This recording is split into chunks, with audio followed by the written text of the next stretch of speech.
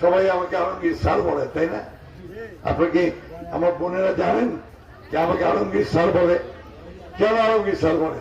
এই যে টাইমে স্যার ছিলাম, শিক্ষকতা করছি, মাস্টারি করছি, যে কারণে আমাকে স্যার বলে। এই নামে আমি সারা দেশে পরিচিত, সবাই আমাকে আলমগীর স্যার বলে। তো একটা আমার বুকের জোর, আমার সম্পর্কে খুব খারাপ কথা কেউ বলে না, বলে আমার এটা মনের জোর আছে। আমরা রাজনীতি করে ব্যবসা করি না, আমরা রাজনীতি করি মানুষের কল্যাণের জন্য। বাপের বাড়ি ঘর জমি জমি বেঁচে রাজনীতি করি, নতুন করে জমি জমা বাড়ি ঘর কিনে নাই। আজকে আমাদের সুযোগ আসছে যে আপনাদের একটা সঠিক সিদ্ধান্তের ফলে আমরা দেশটার কল্যাণ করতে পারবো। আপনারা যদি আমাকে সেই সুযোগ দেন, এখানে আমার ছেলেরা আছে, ওরা জানে যে বাংলাদেশে আমরা এখন সবচেয়ে বড় রাজনৈতিক দল। কথা দিচ্ছি আপনাদেরকে, বিএনপি সবসময় আমার সকল অধিকারকে রক্ষা করবে। বিএনপি প্রত্যেকটি বাংলাদেশের অধিকারকে রক্ষা করবে, মা বোন ভাইদের অধিকারকে রক্ষা করবে। ফেব্রুয়ারি মাসে আর মাত্র হচ্ছে আপনার 4 দিন, আর ওদিকে 10 দিন, 14 দিন পরে আপনার আবার একটা ভোট হবে।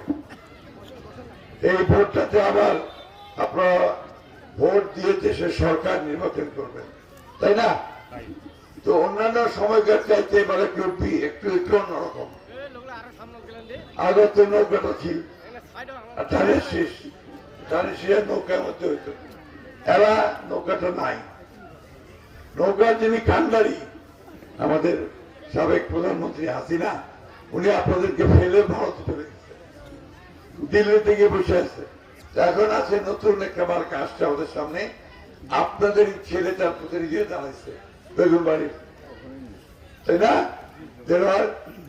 ভালো ছেলে, অল্প বয়স, এরা ভালো ছেলে। আমরা বুড়াই, আমরা বহুবার ইলেকশন করছি, এমপি হয়েছি, সরকারটা চালানোর অভিজ্ঞতা আমাদের আছে। ওর বয়স কম, সামনের দিকে ইনশাল্লাহ আর ভালো করতে পারবে যদি লেগে থাকতে পারে, তাই না? আমার তো শেষ সময়, এটাই আমার শেষ নির্বাচন। আমি আপনাদের কাছে শেষ সময় আসছি। এইবার আপনারা আমাকে আরেকবার সুযোগ দিবেন, গানের শেষে ভোট দিয়ে আপনাদের কাজ করার জন্য। আমরা একটা জোর দিয়ে বলতে পারি, আমরা আমানত খেয়ানত করি না।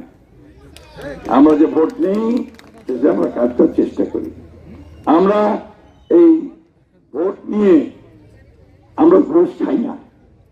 আমরা স্কুলের মাস্টার, টিচার, দপ্তরের চাকরির জন্য আমরা ঘুষ নিব না, নিতে না, নিতে দেব না কাউকে। আমরা কোনো চাকরির জন্য পয়সা নিব না, কোনোদিন নিব না, এবং অন্যরা যেন না নিতে পারে সেই ব্যবস্থা আমরা করব। এবং আপনারা আছেন হিন্দু ভাই বোনেরা, এখানে আপনারা সাহস নিয়ে থাকবেন। অনেকে আমাকে বলেছে ভোট তো দিতে চাই বাবা, কিন্তু ভোটের ঠিক মতো যেতে পারবো কেন্দ্রে না পারবো না। কেন পারবেন না? এটা আপনার দেশ, আপনার ল্যান্ড, আপনার অধিকার, আপনার নাগরিক, আমিও নাগরিক। সুতরাং আপনি যাবেন, আপনার গায়ে কেউ টোকা দিলে আমরা সেখানে যাবো। আমাদের মাদেরকে, বোনদেরকে, আমাদের মেয়েদেরকে আমরা শিক্ষিত করে তুলতে চাই। আমাদের ভাইদের জন্য আমরা কর্মসংস্থান করতে চাই। আমরা শুধু একটা কথা বলবো, আমাদের কিছু খারাপ লোক আছে যারা আমাদের নিজেদের মধ্যে বিভেদ সৃষ্টি করতে চায়। এই বিভেদটা যদি কেউ সৃষ্টি করতে না পারে। হিন্দু মুসলমান আমরা এখানে একসাথে বড় হয়েছি, একসাথে থাকি বছর পর বছর ধরে, তাই না? ঠিক কিনা বলেন? তো হিন্দু ভাইদেরকে বলতে চাই, আপনারা নিজেদেরকে ছোট মনে করবেন না, আপনারা নিজেদেরকে ভয় পাবেন না, সাহসী থাকবেন। কারণ আপনাদেরকে কেউ কিছু বললে আমাদের মুসলমান ভাইরা পাশে গিয়ে দাঁড়াবে আপনাদের সাথে, কিন্তু দাঁড়িয়েছে এখানে। অতীতে আমরা সমস্ত সমস্যাগুলো সমাধান করার চেষ্টা করেছি। আমি বক্তব্য বাড়াবো না। বিদেশ থেকে দেশে রেমিটেন্সের টাকা আসে নিরাপদে, তাই আজই আপনার আপনজনকে বলে রাখুন রেমিটেন্সের টাকা যেন শুধু নগদেই পাঠায়।